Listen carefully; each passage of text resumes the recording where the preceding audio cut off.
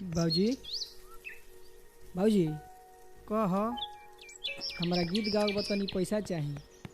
गीत गाओ के बा? हाँ। गाना बजाना में कुछ बा? पढ़ाई लिखाई पर ध्यान द। हऊ हऊ मृत्युंजया बानू, हऊ घरवा का बगलिया वाला हऊ मृत्युंजया के वीडियो 5000 लोग देख ले बा। जो है जाता नू तो है ओकरा से लोग ओकर नाम लेता, ओकर बाबूजी के नाम लेता, लोग सेल्फी खिंचावता। तनी हमरो को देता तो तनी हमरो गाइब, तोहरो नाम होई तो हमरो नाम होई।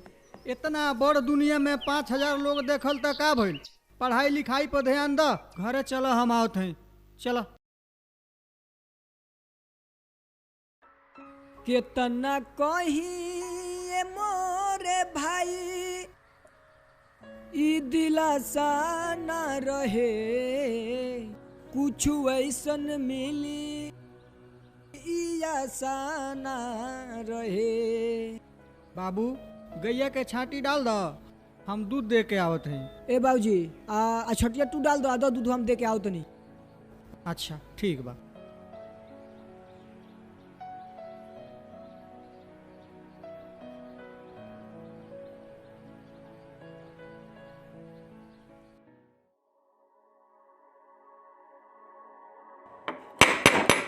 कौन? हम भैया दूध वाला। अच्छा रुको, हम आओ तनी।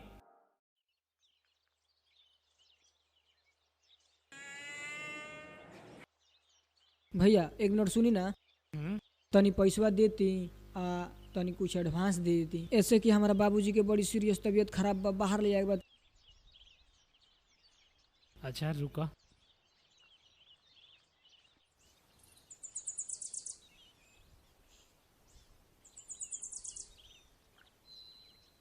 पकड़ाई।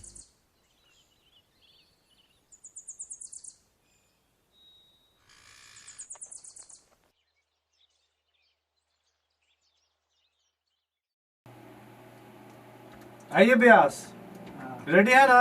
हाँ। आइए।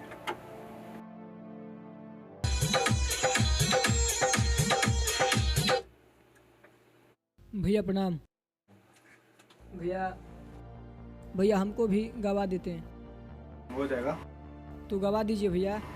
ऐसा थोड़ी ना होता है भाई, पहले आप एडवांस करोगे, म्यूजिक बनेगा तब ना गाइएगा आप। कुछ लाए हैं, रख लीजिए। हम कब आ जाएं फिर से? आप आ जाइए, एक सप्ताह में म्यूजिक बनता है तो आ जाइए। ठीक है भैया प्रणाम। ये ब्यास।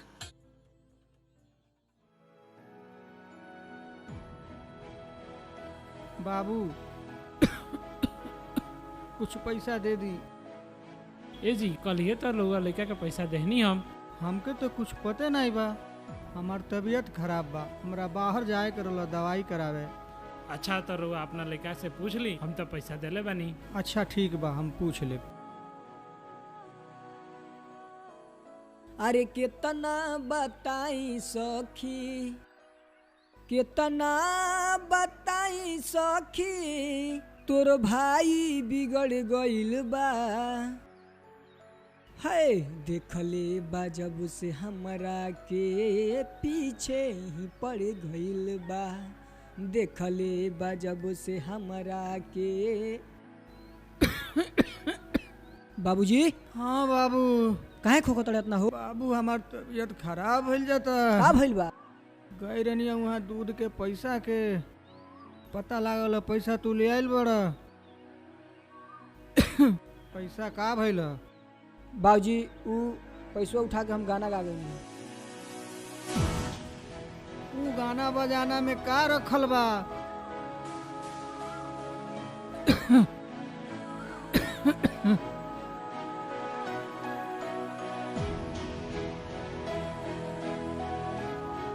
अच्छा तुझे में खुश रहा।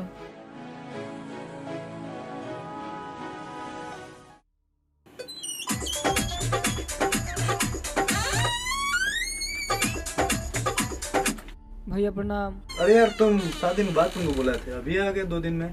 बोलो। भैया बोल रहे हैं कि गाना नहीं गाना है हमको, पैसा मेरा वापस कर दो। अरे भाई ऐसे थोड़ी ना होता है। अब भैया बाबूजी के बहुत सीरियस तबीयत खराब है, पैसा दे देते तो दवाई कराने ले जाते।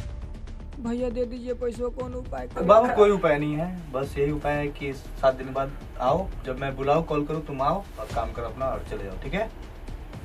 बस ठीक है।